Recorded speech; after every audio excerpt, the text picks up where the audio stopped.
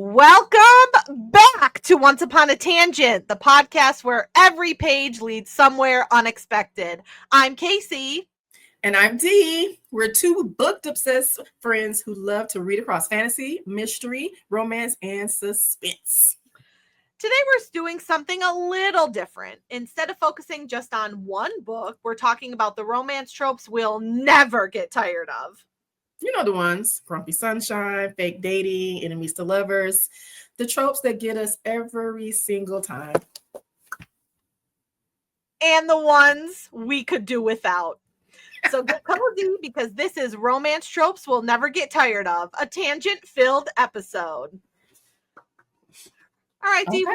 what do we want to start with? Because you made a post on Instagram in real time on our at Once Upon a Tangent pod Instagram, which you should all follow. Follow us. And there was a little debate about enemies to lovers or friends to lovers. I am a die hard enemies to lovers girl. Same. Die hard. Give me your fights, please. Thank you. Give me your fights. Give me the extreme sexual tension that typically follows. Hate each other. Think the other one is stupid. I cannot get enough of it. I think the banter is always chef's kiss when the enemies are soon to become lovers. And I agree, but I don't want it to happen too soon. Like, drag that shit out for a few chapters. Or the whole book. Don't just and what I also, the other thing I like about the enemies to lovers is that one of them likes the other one. Always.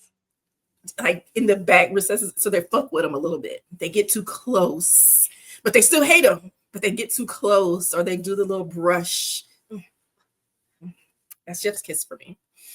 I agree. I like a slow burn enemies to lovers, especially, we talk about romance and fantasy, but we also have to throw in the romantasy, right? Mm-hmm. When the enemies to lovers spans the whole 600-page book, and then maybe at the end, maybe they do a kiss on the cheek, prepping us for book 2. Woo! Not a cheek. No, just something or I'll even take a little peck on the mouth, but when it takes the whole book, it's better. It can take the whole series for me. Like Serpent in the Wings. Oh, yes, the Serpent in the Wings of Night. And even Powerless. I still have not read that. I know. The book is sitting on my TBR shelf. Still have not read it. That's why I can't request ARCs anymore, because I still have not read it. I'm shook. We've talked about this case. So I know. Okay. Yeah, I know. But like Serpent in the Wings, the enemies to lovers is actually done really, really well. I hate it when they fall so quickly. And I hate it when the dudes are douchey and rapey when they fall so quickly. Yeah. That hurts my spirit. But Serpent and Powerless, it's so enemies to lovers that go read it. I did read the first Powerless book and I really liked it. I just haven't read the other ones because, again, I'm requesting too many ARC reads. I have to stop so I can actually get through the books that I'm buying. But in the contemporary romance space, I also love enemies to lovers very, very much. I do too. No fantasy elements. And I think my favorite subgenre of enemies to lovers is workplace rivals. Ooh. That I cannot give you a book rec off the top of my head, but I will probably try to insert one. But I have read them before, and that is something that just gets me every time. Every time. And most of my enemies to lovers that I've read are fantasy. I don't know if I've read any contemporary. Well, I read a lot of fantasy, so I can't think of any contemporary romances that I've read that are enemies to lovers that I know were. I read mostly, I would say they come out mostly in the fantasy, but I have read them. I know that I have read some arcs that were, I'm trying to think. I would say that buddy read, but this is even, I would say, a romantasy book. The buddy read that we did for Hearts, Hairs, and Hidden Snares. But that does have fantastical elements, so that's not even just a straight contemporary romance. But that was an Enemies to Lovers that I really liked.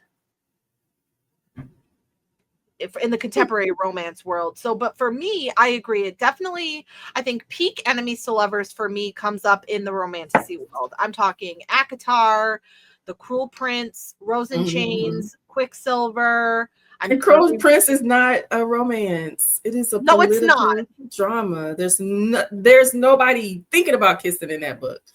It's so good. I don't even know if the word kiss is said. But people really lump that into the romantasy. And I don't know why. I don't know why either. And I wonder, sometimes when people say that something is Enemies to Lovers or something is, friends to lovers or this or that, I wonder if we read the same book. Right, because they are definitely enemies to enemies. They're not even enemies to friends. They are even friends. And they're not rivals. They are enemies that are working together. Yes. For politics. Like she loves her family. That's it. Yeah. But they're enemies. I agree. Brother, yes. I think I found one that I read. This book that I did art for, Lilith by Alexandra House. She's a Black indie author. I think she's indie. I don't know if she's indie. She might be traditional. But it was about a woman who witnessed a murder. Ooh. And the guy who committed the murder kind of kidnapped her a little bit. Oh, just a casual kidnapping. No big deal. But it literally was like a casual kidnapping. She was all in. We're going to get flagged for casual kidnapping. It was very casual.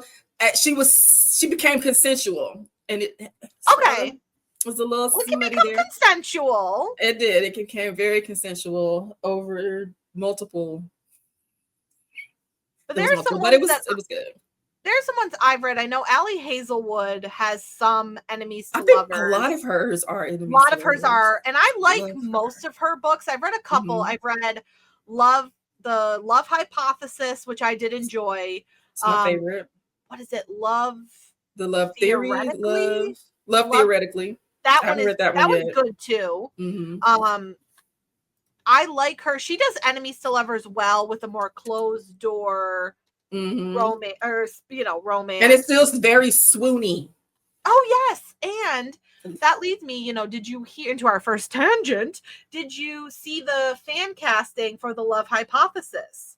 No. It's becoming a movie. Lily Reinhart from Riverdale is going to be the female main character in that book, or in the movie. Let me look. Yeah. And I think Kristen Lauren also has a Lovers to Enemies book, but I can't think of what it is. I do love Christina Lauren. A lot of their books. Okay, I can see her as this character. Love Hypothesis cast. We're Googling it. Tom Bateman is Dr. Adam Carlson. He is in truly nothing that I have heard of. He's in Murder in the Orient Express, Cold Pursuit, Death on the Nile. Am I going to have to reread this? I think we will reread. Yeah, I will reread before it comes out. I'm excited though. Lily Reinhart, I really liked her in Riverdale, and she's been posting some really cute things on social media. So I'm kind of excited cute and bubbly. She kind of looks like Brittany. Brittany Snow. Oh, shit. She died years ago. Oh, Brittany Murphy. Yeah, Brittany Murphy. She does. I agree. She played Betty, right? Yes. She's Betty in Riverdale. Yeah. I only saw a couple seasons of Riverdale because then it went real off the rails. But what I saw the first couple seasons, I quite enjoyed. I only saw a couple of episodes, and it took me a long time to realize that was Ross's son who was playing Jughead, and he's Ross's son because he played the son on Friends. Yeah, and he was Adam Sandler's son who wiped his own ass. So I had no idea that was one of my Sweet Life twins. So yes. But I only watched a couple episodes. One because I'm a purist. So I would read Archie when I was in the 80s. And let me tell you, he grew up. Because the other one's in Always, right? Yeah. Which is a little smutty fan fiction. Yes, he is. He is. But yes, but that is good. I love that, and that I think will be a good. I think that'll be a good fan cast, and I really did enjoy that book. And I think the movie comes out sometime in 2026, so that'll be a good one. Okay. I like that for her. She had some trouble a few weeks ago on Instagram where she left Instagram because somebody was being mean to her for no reason. Like the entitlement is wild. Okay. People in the Bookstagram community really need to just go outside, touch grass, and get off the internet for a little bit. And chill the fuck out. Yeah. Like, these are books. They are fiction. They are written by people who actually live real lives that are separate from what they write. Very much so. I agree with you 100%. Touch grass, people. Touch grass. Please. Or get some dick. Or your sexual organ of choice. Get you a rose. Something. Chill out. Something. Okay. So another trope that we like in books is found family. Oh. I'm already swooning. Family adds layers beyond the romance. It makes love stories feel like belonging, a bigger belonging, paired with the romance. And I have to agree. And I think this is one that hits very much with the contemporary romance. I read a couple arcs recently that really, really were good for the found family. The Pumpkin Spice Spell by Aaron Branscombe. I hope I'm pronouncing your name right. God forbid you ever be listening to this. The found family in that was absolutely chef's kiss. Fantastic. It's a cozy fall with some slightly witchy vibes, but not anywhere in a fantasy way. Just the magic of a small town found family. I also read recently the very irregular secret society of witches or something. The title is so long. I read the second book, so yeah, I get it. But the first one was great. With the whole found family around these girls who are witches, and they find a witch to kind of help take care of them and mold them, and they all become this family. Found family to me feels like a warm hug, no matter what the context is. Just come on in. You're welcome here. And I think the world needs more of that. So I will always be an advocate for a found family. The second book in that series, which I don't remember the name, I read it as an arc. It was found family too, but I think it's still one of the same characters. Oh, lovely. Okay. But it still has, it's more, even more found family because there are new characters that come through that story. And I haven't read much found family. I'm actually working on a found family around Thanksgiving because nobody writes about Thanksgiving. Anyway. No, you're right. I did that, and I have, it was just in my head. It's gone. It's gone. It's gone. I'm sorry. But I like Six of Crows. Yes. That is such a good found family. Again, I do a lot of fantasy, so I love Six of Crows. Mistborn, I guess you could say, is found family. 100%. It is. It's 100% found family, which is family. Six of Crows is very similar. Legends and Lattes. And it's so cozy and cute. It's so cozy and cute. And I love the found family, and then kind of like the strangers to friends to lovers thing that's happening in Legends and Lattes. The kind of queer representation in that strangers to lovers found family situation. Yeah, I love that. Legends and Lattes. I love fantasy, but I also love a cozy fantasy, and they are different. Yes, very, very, very different. Legends and Lattes, again, I think cozy fantasy lends itself to the found family because it's warm, it's cozy, it's welcoming. And I think that's what found family is, emotionally connecting with the characters in the book and in this big sense of community, which at the end of the day is what books are, right? Right. somebody writing should about be, yes. whatever, or they should be. And I think for me, mostly they are, but it's that Same. community that often I think maybe in my real life, it can be lacking. I find it in the character of a book, and I'm fine with that. So I have a question. Oh, okay. Do you prefer found family as the main arc, or could it be the main arc, or in the background of like a romance or anything? I am fine with either. I think it definitely can be the main arc. I like when it is. I like if it's a background. I think sometimes found family comes at the end of a book where you've kind of been taken along, the author takes you along the story and then ties it up in a neat bow, and you realize, yeah, they're family. So I think, it subtly is the main, but then it becomes the background when it's only at the end that you realize it. So for me, I don't care where it is or how it's done in a book, main or otherwise, I love it. What would you say? I would say if I'm looking for a palate cleanser, or if I'm in like a mood reading space where I'm putting down every book that I've ever read before, that a found family would work as the main arc. But my preference of it would be as a background. Okay. Because it doesn't necessarily create any type of angst. And that's what I like in my books, is some kind of emotional angst. That is what I like. So either way, but in those situations. I definitely understand that. I think because found family, for me, I don't mind it either way because it goes hand in hand with a lot of other tropes that I like. For example, a small town romance, I know. Like, what's that book by Lucy Score? Things We Left Behind. The blue book, the blue one, the first one. Yeah. Because it was like a very sexy enemies to lovers romance, but it still had that found family in there. Right. And I agree with you, because that one definitely has what you like, the element like you said, where that's more in the background, because that's a 100% enemies to lovers main focus.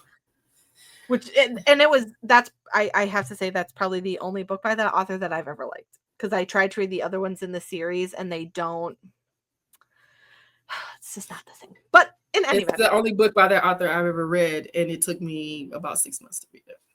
Yeah, that means it probably wasn't very good. But in any event, that's okay, because I think but even in these conversations that we're having, we both can enjoy the found family experience, but in very different ways. I don't mind where it is as long as it's in the book, but you're saying, no, give me the angst, give me the tension of the enemies to lovers, but I can have this in the background. Yep. So one other one that I like that I think we're shifting gears, because I don't think found family comes up with this trope very often. A love triangle. I love triangles. They're natural opposites. They attract energy. Sometimes they can have like the funny banter, which I think we really, really love. Yes. And it has a really big payoff. So, and it kind of incorporates a little bit of the grumpy that we like. Yes. Because you're right. I typically find, especially when it's one, because I think most of the time in books, I think in more mainstream, it typically comes up where it's one female main character and then two men. I would love it though actually, I don't know that I would love it if it was two women. I think it depends on the man. I don't know if a man. I think it would depend on the man. Like, I feel like he would have to be kind of a golden retriever type dude. Yeah. He couldn't be like he couldn't be grumpy with two women. I don't think that would work, because we would that's not believable. Like, so you have two women and you're acting a fool? No. Right. Like, what is happening? So the one love triangle that I hate, love the books, but I freaking hate the Twilight. I'm Team Edward, so Jacob pisses me off. I'm Team Jacob. Love triangle. Yeah, I was Team Jacob. Everybody's Team Jacob. Septi. And you know what? That I think describes our podcast so well. Everybody's this except me. And I don't know why it is. I'm an underdog person though, and I'm a vampire person. Because I'm team Stefan, which is like my most favorite love triangle of all time. Oh, okay, yeah. I am Team Damon all the way. Yeah, you people like a bad boy. I do. Because I'm Team Elijah. Okay. Who's as opposed Klaus. to Team Klaus? Yeah, Klaus all the way. It's Klaus all the way. That actually would be a great episode for us to do. Our teams. I think like talking about like popular teams, right? Because even we talked about the Hunger Games. Mm-hmm. You are not team, you're like, ew, PETA, get away from me. Right. And I very much am Team Gale, so I think we agree on that one. But I think that would be fun to do, especially because there are a lot of books from that I think like before books were super popular that I would love to talk about. Twilight, The Vampire Diaries, Hunger Games. Honestly, I like we could definitely do that as an episode. I would really like that. Or love triangle, a whole love triangle episode. Or a whole love triangle episode, because I would love to be in a love triangle. And if anybody is watching, please tell me that you would also not like to be in a love triangle between Damon and Stefan Salvatore, because you are lying. You are lying. And Klaus and Elijah. Elijah is so Regency romance to me. Yeah. Like he is Mr. Darcy, but not Mr. Darcy, but Mr. Darcy. Yeah, I agree. But you do get a little bit of the love triangle in one of your favorites. Pride and Prejudice. Jane Austen. A little Very little, but yes. A little bit. I think it has that emotional... With the sister, with Bingley's sister and Elizabeth, yes. Yeah, a little bit. Even with Wickham, and Wickham, Darcy, and Elizabeth, a little bit. She's like the core romance. She's the OG, right? She's the OG. Like all of our books that we read are based off of 100%. 100%. So, nobody does it quite like Jane Austen. I agree. Nobody. And I haven't even read anything that's near Persuasion, which is my favorite. I don't think you can compare her to anybody, if I'm being very honest with you. I don't think you can compare her to anyone. Even fan fiction. Never happened. Because nobody writes in this world we are in, except for maybe some high fantasy authors. Nobody writes like she does. No. And I've read a lot of retellings that were trying to be the exact same story. Well, currently I'm reading a retelling that is got a paranormal to it. It's like the sisters are witches. Okay. The whole world is magic. Like they have fairies, they have magic. Are you liking it? I am enjoying it. I mean, it's not, a lot of people read fantasy and paranormal because they want it to be up. It's very even. It's kind of cozy. Okay, which is fine. So it's to me, it's very fall. I'll send you the name. It's called Mundane something. It's not even called like Pride and Prejudice or something. It's very cozy. And it feels very fall. Okay. So I am enjoying it. Okay. Yeah. So one that I think comes up in the love triangle we were talking about, one of my other personal favorites, the Grumpy Sunshine.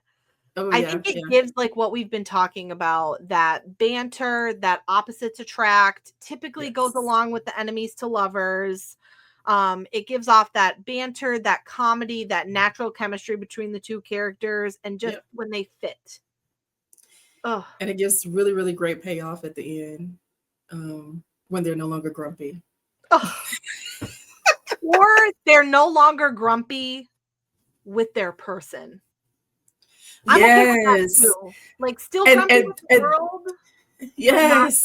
I'm okay with that. And that I think is like very, very good payoff because you're like, it's so heartfelt because you can see that they're vulnerable with their person, but the world still sucks. And I'm still gonna give them my ass to kiss. Yeah. But not you, baby. But not you, baby. You're the one for me.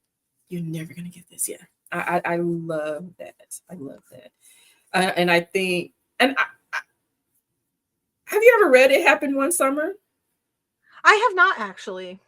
Neither. But it's all over on the internet right now. Yeah, we're gonna have to try that to see what that's like. I have read Book Lovers, which by is Emily Henry. Yeah, with My favorite. I like her as much as I like Allie Hazelwood and Crystal Moore. I devour their books. But I do like Book Lovers. I can't determine what it's top. And I think we talked about this in a episode before. Like it's one of my top 3 of hers that I agree. Love. It's so now, good. In Fourth Wing is a Grumpy Sunshine. I kind of feel like they're all kind of grumpy though. I think a little bit. I think Violet and Fourth Wing is a little more sunshine upbeat than the others, but still a little bit. But I think the world is overall very desolate, right? But overall, I would say she is. I read a book by Emily McIntyre, who rewrote the like Hooked series that was Grumpy Sunshine that I really liked. Honestly, a lot of really quick contemporary romances do the Grumpy Sunshine, and I just fly through it. I have to be honest with you. And then, okay, I'm looking at It Happened One Summer. Yes. I have not read that. I've seen, I like Tessa Bailey. Yeah, I like her stuff. Me too. She's a spicy girl. She's a spicy girl. Like, speaking of Tessa Bailey, one of my favorite Grumpy Sunshine books from her is It Happened One Summer. I don't know if you've read anything by her, but I really like that book. I have, but I can't remember any of the names of the books. Okay, that's fine. I think I might have read this one because she's a quick read for me. Very much so. Yeah, so very much so. I don't have to get like deep mentally with her.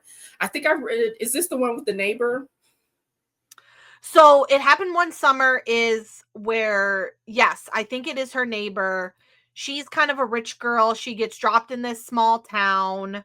And then is Schitt's Creek with the bar? Yeah, with the bar, and he's like, she's redoing the bar, and then he's, I'm a grumpy fisherman.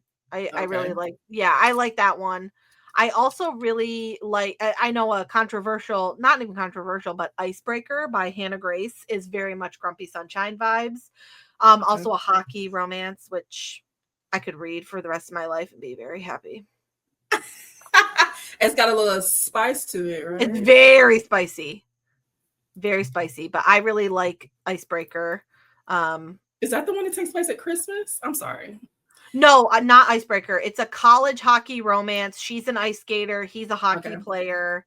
Her partner, it's something like he has to step in for her partner for this big competition. Anyway, that sounds like a movie from the 90s that came out. Oh, it probably was based on Topic. I can't remember the name, but it's like Topic. He was a hockey player and she was an ice skater, and he had to step in for her partner. And every time he would fall, she would be like, Topic. Why do I feel like I've seen that movie? I feel like I've seen that movie. And she's like this really beautiful, demure, dark-haired girl. She's been in several things, but she's a 90s. I'm gonna have to look that up. Topic. Every time she did it, he would fall on his face, and she would be like, Topic. In his sleep. Topic. So I want to pose a question to you. Do you think that Grumpy Sunshine is actually just Enemies to Lovers light? Yes. Or do you think it's a separate thing? I think that they are very much the same trope. I don't know. Yes. It's probably light. I would say light, because even with Grumpy Sunshine, they could be friends. Right. So it definitely is the beginning of something to lovers. So, but it definitely leads into, because typically when they're grumpy in the books, they're enemies. Mm-hmm. One of them is grumpy. Yeah, so, I agree. And I love that dynamic. Either way it goes. They do kind of go hand in hand for me, though. Like they're like a sub trope of enemies to lovers or friends to lovers. I agree with what you said. It typically leads something to lovers. I do think it can lead more friends to lovers. Not typically, though. But I think it is its own beast, but it still is. It's more of a subgenre, I would say, where enemies to lovers is kind of an umbrella, and then okay, we have this under it. Right. And then this, or it'll be this, or it'll be this. Yeah. And a lot of times you don't even know what type of personality you're getting when you're doing an enemies to lovers. They could both be happy, or they could both be plain, or they could both be grumpy. just interesting overall. Yeah. So, yeah, I agree. Like that's something you definitely have to write into the story, is whether they're grumpy or not. So I agree. One of our, I think both of us really love this one, is Why Choose. It is way past the love triangle. Where you don't have to pick, and it just gives diverse dynamics of, and it's, when done right, it's chef's kiss. Yeah, and it is one of my favorites. I don't like to have to choose, even in my real life. I did, but it took me a while. I think Why Choose is something for my personal life that has, like, that's not my life, right? I'm in a heterosexual marriage. I've only ever been with men. I've never had, a threesome or anything like that. No, I know. I'm getting really personal here on this podcast. But I think for me, that is such, I don't want to say like a taboo, because I don't mean it in the way that I'm saying it's taboo, because I don't feel that way. But for me, it's something like I get to experience this through them. Right. Because it's not necessarily saying that that's something that you wanted to experience. So it's not even necessarily a fantasy. But it kind of is. Like, I think that's something that I'm not saying I don't want to experience it. Okay. Sure. But it's just something that I know that I will not experience in my life. Okay. So, like, let me live that out through you. And I'm cheering you from the sidelines. I love Why Choose. Period. It is very sexy, and it can be fun. And it can be all hetero. It could be a queer hetero. I love the dynamic of not having to be forced into something, because that's what I think having to choose means. And I think that books, and I don't want to say they lack the opportunity to be diverse, and because they're great. Choosing is great, or even just having the option. One person is great. But Why Choose just kind of opens up another window to be a little bit more, to develop the characters differently, because how they are with one person that they're having to choose from is different than how they are with the other person. And these two people may have different characteristics that this person wants from different people. Because I am someone, and so it's my person, that believes that, not everyone can fulfill every single thing on your list. But you have to know what's on your list. And I think that's one of the reasons why people are not always necessarily 100% happy, is because they're not getting everything that they need, that if they were open-minded, that they might could find in the multiple people. So that's Why Choose. I think this also goes, to take your point, this goes into something we've talked about, where I think the book community very specifically has their kind of formula, right? Enemies to lovers, romantasy, great. But when it's something foreign or something that they've not experienced before, because I really don't see a lot of Why Choose in the main. It's a very indie thing. Yeah. It's an indie thing. I have to go out of my way to find them. And it's fine. I'm willing to do so because I quite enjoy it very much. But I think it goes into that a lot of book readers are comfortable in their bubble. Yeah. Yeah. And which is why smut is killing people right now. And we're seeing so many clean book, which I'm not a fan of, themes. but I don't want to say I'm not a fan of it. But it's people not wanting to step outside of their comfortable bubble. Yeah. Yes. But I like the point that you made that not every one person can fulfill everybody's, all your needs. I think it's just, get it. And I think because, again, people's life and families look different. There are polyamorous people. There are polygamists. There's all different kinds of relationships, right? There's open marriages. There's this.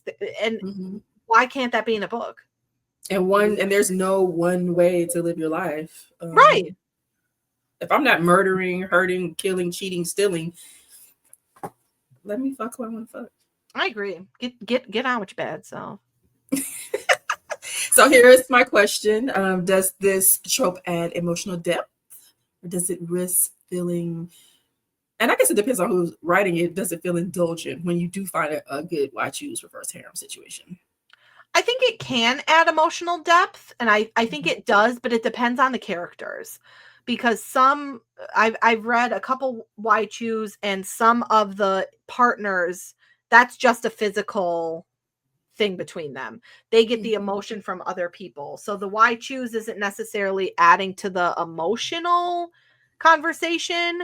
But I think it certainly can. I really enjoyed one that I read was Pucking Wild by Dr. Emily Rath. It's a hockey why choose romance. Okay. And that one I think is a little more on the mainstream book community. And I really liked that. And the female main character got different things from different people. So I think I don't know if indulgent is the right word. For me, it fulfills something that I'm never going to get anywhere else. Point blank, period. So it's not necessarily indulgent for you, but the characters for sure. Some not for sure, because some why choose are really like emotional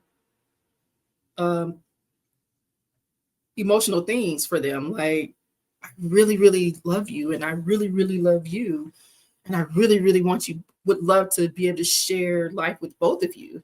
Right. But then there are others that's like, you give really, really good head, and you give really, really good. Right. Again, I think it just depends. Yeah. And both are satisfying for me. Both are good. I can enjoy both of them, and it just really, really depends on how each one is written. And it's like, so fuck a love triangle. I could just have, love you both. Right.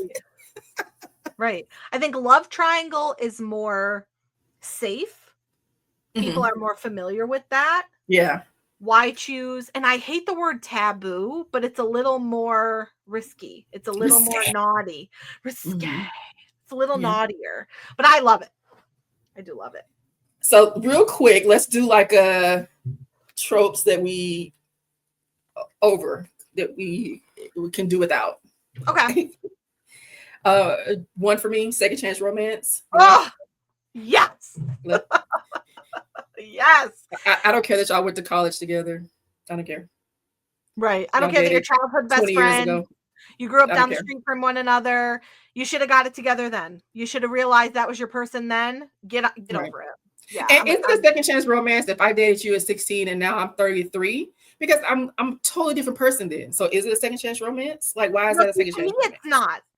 To me, it's not. This is a whole lot of life is happening there. Yes. This is new. But some people call that second. Hate it.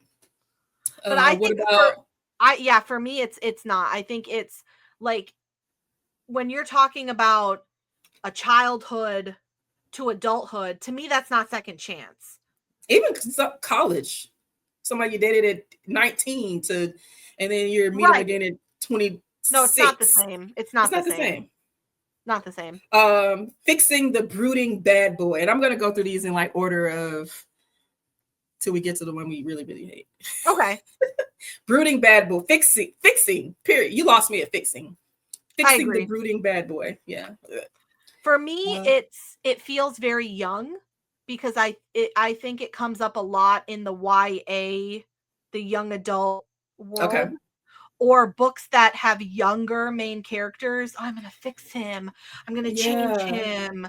And that does lead to maturity, because I don't feel like a mature adult woman is trying to fix anybody. Like, come to me whole. No. And even in a book, I don't want to read that in a book. I don't want it in my real life. I don't want to read about it in a book. So yeah, I agree. For me, it feels very young. Mm-hmm. And not that I don't like YA, but I don't like YA books that feel very young. Yeah. That I just think I'm too old for that now. I think so too. So yeah, I'm not going to change. It's not even a palate cleanser. No. I think for me, that's a no. What about surprise pregnancy? Yeah, I don't like it. 2 thumbs down. For me, if I had more hands, it's also a 2 thumbs down. If I had more hands, we got 4. Do you want me to put my feet down? 2 thumbs down. I do not like it. I don't like I don't like the surprise of it. I oftentimes feel that the surprise pregnancy makes the female very trapped in the relationship. I don't like that dynamic. Which is so not fair. Yeah, it's not fair. And why even do that to a character? We differ on this, where you're not as much of a fan of a single mom or a single dad. That I don't mind, because typically the kids are a part of the book, but they're not the main part of the book. But I do not like when one of the characters gets pregnant in a book. I read a Why Choose Reverse Harem with a surprise pregnancy and a kid. Drove me crazy. It had the potential. The only thing that was good was the sex. It was a smutty. That's not, yeah. Yeah, for me, you're gonna have a little brother. Yay! I have like the worst expression on my face. Yeah, surprise pregnancy for me is always 2 thumbs down. I think it creates a really weird dynamic between the characters. It does, and it just fucks up the rest of the book for me, because now, because then there's a baby, or they're having a baby shower, or right, or she doesn't want it. Can you write about that in a book? Because then there are going to be the people that are like, oh my God, you put this in a book. Why did you put abortion in a book? Now listen, I'm all for pro-choice, 100%, no questions asked. But I don't care to read about that in a book. Right. It doesn't have to be detailed. It could be closed door, like some sex. Like, I didn't keep it. He gave me, and I handled it. It took care of it. We agreed consensually. And then the next chapter. And then it be done. And that's fine. As he was banging my back out on the couch.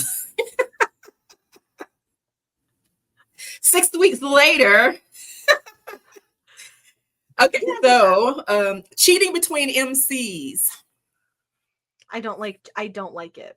I think unless and I think it can be done right in very, very, very specific circumstances, but I do not like, I don't think I don't know. I don't like it. Something about it feels very off to me. And I don't care. They could cheat or they could not cheat. I don't have a cheating preference. I don't want to even understand why people get upset about it in a fictional story. Not talking about you. I mean, you have your vices about it, but people get really in an uproar about cheating in a creative fiction. I think for me, the reason I don't like it is, again, I think it creates a very weird dynamic between the characters.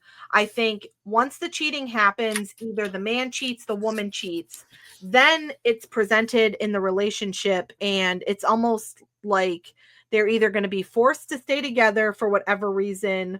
That would piss me off. Right. But I've read books like that. So I have to. And then, or they break up, and then you think, what was the point? Why did I read this book? I don't know. I don't think. So it has to be done right for you. Yeah, I don't think it's written very well. I can't wait for you to read my book. Do a shout out. Do a little promo. Shout out to the cheating series, my book, What Happens at Sea Where Everyone Cheats.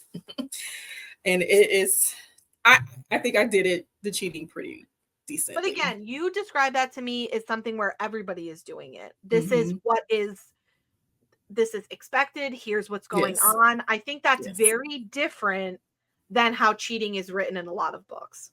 Okay. Where typically only one of like one character cheats and then it's a problem and then it's just weird. So for me, it's a no. I'm going to create a post for our podcast, our Instagram on Once Upon a Podcast, Once Upon a Tangent podcast. Yeah. About the cheating trope. Ooh, okay. I want to know. I want to hear about it. I want to hear other people's thoughts. Please let us know if you're listening to this, because I want to know too. Have you read a book where you thought the cheating trope was handled well and really added in a not positive way, but added something that you really felt it belonged in the story overall? Please let us know. What's a cheating book that you read that you freaking hated? Give me some recs. I need to read some more cheating stuff. Yeah, I agree. But and our what? The big kahuna. The big kahuna trope. Yeah, the one that we can both agree that we hate with a passion. Miscommunication. I mean, the miscommunication. Why? They're in a book. It is 2025, y'all. Why are we still writing about miscommunication? Why is this even a thing? I do not care if you're 22 years old and this is your first book that you've ever written. You have communicated with people before. And communicating effectively is so easy in 2025. Yes. It's so easy. If y'all can talk shit on Instagram, you can fix that shit in a book. You could send a text, you could write an email, you could send a Facebook message, Instagram DM. No, I'm sorry. It feels like a cop-out to me. It does too. It is nothing, and it feels like you're trying to fill space, because there is nothing that pisses me off more than something happening. A character comes to the person that made the something happening, and the person not saying, this is what happened. This is where I fucked up. Yes. That'll give a better segue into a better story than the whole story being about the fact that they didn't say that they fucked up.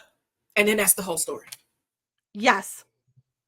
And for me, it never makes anything better. I've never read a book that had miscommunication in it that I said, wow, that miscommunication really added to the story. It was solid. Wow, that was great. Miscommunication. No, I have DNF'd so many books, and I could care less what the fuck happened after the miscommunication. There's no reason. There's no reason.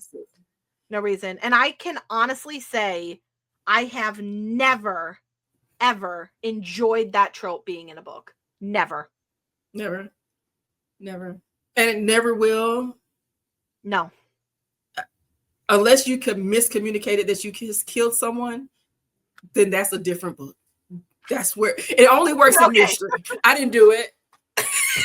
Yeah, we can miscommunicate about that only. That's it. But other than that, no. Like, we're not miscommunicating about feelings. We're not miscommunicating about something that happened aside from the murder. We're not miscommunicating. We're just not doing it because it is lazy. It is. And I just read a book where there were 2 chapters that the girl's phone, she lost her phone. She had an encounter with someone, and it was their first encounter. He left her house and she was crying. The next day she went somewhere and put her phone on top of the car, and the phone broke. And there was so much miscommunication here. One, it's 2025. Why didn't you just go to the AT&T store and get you a new phone? Right. When you realized it was broken. 2, he is in another city. Like, why hasn't she called me? So when they finally connect together, she never once says, my phone was broken. I couldn't. It took 3 chapters to get there. And why is that even an excuse? You don't have a tablet, you don't have a laptop, you don't have a computer to connect. You don't have my email address. Please. You don't have my sister's phone number, my best friend's phone number. I live in the same small town as your grandmama, who I'm friends with. You can find ways to communicate. You know where I work. Oh, that shit drove me crazy. No, I think it can't, and we're not talking about books that are set before cell phones. We're talking about books that I believe are set now. So I can't believe it. It's so done poorly. I don't know why authors are still putting it in their books, because if that happens, I'm DNFing the book. I'm setting it away because you've annoyed me now. You really have pissed me off. You've earned my DNF spot. You've earned your spot in my DNF file. Like, I'm done. Because I no longer trust your writing. Are all your books going to have this in it? Yes. So for me, that's a no. And I'm probably not, like you said, I'm probably not going to read that author again. Unless the book is maybe recommended to me by someone, but I'm really going to grill them about the miscommunication in the book. Are you sure? Are you sure it doesn't exist? Are you sure? Are you sure? Are you sure? Are you sure? If the answer is, yeah, I'm sure. Okay. But other than that, no. Who's ready for some rapid fire, this or that? You ready? Ooh, me. This is our favorite. This is our favorite. So we're going to start, enemies to lovers or friends to lovers? Enemies to lovers. Oops, same. Enemies to lovers. Fake dating or marriage of convenience? That's hard. Because sometimes this one's hard. I'm going to say fake dating. I like fake dating. I like marriage of convenience. Because I think but they lead into marriage convenience, though. Okay, yes, I get it. Yes. In fantasy books, though, it comes up a lot. Oh, yeah. I do love a marriage of convenience. Okay. Arranged marriage. Okay. Yeah. Slow burn or instant chemistry? Slow burn. Same. Yeah. I think the insta love or the instant chemistry, I think is like, you can have instant chemistry, but the instant love, it does not very. It just doesn't work. Yes. Grumpy sunshine or brooding / reserved? I'm gonna be honest. I could do some brooding reserved. Okay. I think I could do some brooding because that gives Edward to me. They're not the same, so I think but that gives Edward to me. Yeah. And a little Stefan in like the beginning. No, very much when the humanity is gone, that gives Stefan Salvatore. I agree. For me, I'm a whore for Grumpy Sunshine, so like, give me that all day. I could be a little slutty for it, but I like the brooding reserved. Yeah. Okay. Second chance romance or forbidden romance? Forbidden romance. Yeah. Miscommunication or a secret identity. Ooh. A secret identity, but what the fuck would that be? I don't want to be a prince or a princess of the town of Zamunda or nothing like that. Like, I think maybe it can come up with like an adoption situation, or actually I don't, but I would pick secret identity too because I loathe miscommunication. Right. I think if that's my choice, I'm gonna go with it. Yeah, we're just going with it. It's rapid fire, so we don't have to have a reason. We can just say secret identity and move on. Love triangle or why choose / reverse harem? Why choose or reverse harem? Why choose? Yeah, same. Now getting into the like kind of fantasy versus contemporary, magical curse romance or a small town meet cute? Magical curse romance. I'm a small town meet cute. Like, nothing beats a small town romance for me. And I don't want to say I hate small town romance. They can come across a little hallmarky sometimes. You're right. You're not wrong, because some of them I read, it's cringy, but when they're done well, they're done well. And I don't want to feel the small town, which is, I can accept that. Okay. Villain redemption or heroine taming the rogue? I like a villain redemption. Regency. Yeah. Yeah. I love a good villain. Love a good villain story. Me too. Do you like more royal Regency romance or when an ordinary person meets a supernatural? Both. Yeah, I can't decide. Why choose? Like, if I had to pick, though, I think I would pick ordinary person meeting a supernatural. If I had to pick, yes, I would pick ordinary meeting a supernatural. Yes. Platonic soulmates or found family with romance? Found family. What the fuck is a platonic soulmate?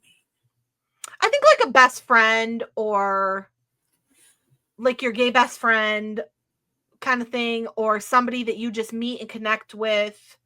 I think I have read some books like that. What is that book? I'll have to find it for you because I remember where like the gay best friend was like the soulmate kind of thing, or like your girlfriends can be your soulmates. I don't have that experience, but I think you're my soulmate, Casey. Oh, heart. What about forced proximity, or they're kind of stuck on a quest or adventure together? I'm gonna say forced proximity. I agree. But in a fantasy, I could do stuck on a quest adventure together. But I really love forced proximity. Yeah. And for me, the forced proximity comes up in fantasy when it's like there's only one bed at the inn, or they only have one horse. Book 2, Steam and Smoke of my fantasy novellas. Don't forget the humble shout out. But it's forced proximity. They are forced to live together in a on a job, in a workplace situation. Oh, so, and then they have to change locations, and there's only one bed. Oh God! And they are a second chance romance, but it's been 20 years, so not really. They're having to learn each other all over again. But but I think people would still classify it as that. So, yeah. Secret baby or surprise inheritance that leads to romance. I'm gonna say surprise inheritance. Yes, because I hate secret babies. I don't like a secret baby. And what about, to round it off, okay, fake engagement or an arranged marriage with some kind of twist? Arranged with a twist. I agree. I like fake engagement, like I like fake dating, but I think arranged marriage with a twist. I like arranged marriages. I agree, because I love a marriage, or arranged marriage, or a marriage of convenience. I really like. Yeah, I like arranged. Yeah. Okay. All right. So to sum this all up, really, Dee and I would agree you have to give us all the enemies to lovers, the found family, second chance romance. We could definitely do without. We love a love triangle, and really, please just know that if your book contains miscommunication, we will DNF. We will DNF. Don't send me any. No, please, no Rex about that. But truly, we want to hear from you guys. What is your favorite trope? What's a book that you would then recommend with that trope? Or a book to say, I hated this because of X trope? I want to know either way. What book, when you were reading it, did you want to chuck it across the room? Because I've had some of those before. And what book do you want to buddy read with us? Oh, that's on your list of one of those that we'll read it with you and we can talk shit about it together. Yes. I actually think I would prefer to know what book you didn't like because of a trope, because I like hearing from different people, especially people who don't like the same tropes as me. Right. Because not everybody likes enemies to lovers. I don't know why, but to each their own. Well, thank you for hanging out with us on Once Upon a Tangent. If you've enjoyed today's episode, subscribe to our YouTube channel, Once Upon a Tangent Pod, and follow the show wherever you listen to podcasts so you don't miss our next episode. You can also find us on Instagram at Once Upon a Tangent Pod. That's where we share updates, behind the scenes, and all the extra bookish chatter, including your favorite and not so favorite tropes and hot takes. We'd love to hear more from you. Share your ride or die romance tropes, the ones you can't stand, or the tangents you want us to explore in future episodes, please. Until next time, happy reading. And remember, whether it's enemies to lovers, grumpy sunshine, or a wild why choose scenario, every page can lead to a new adventure. Yes.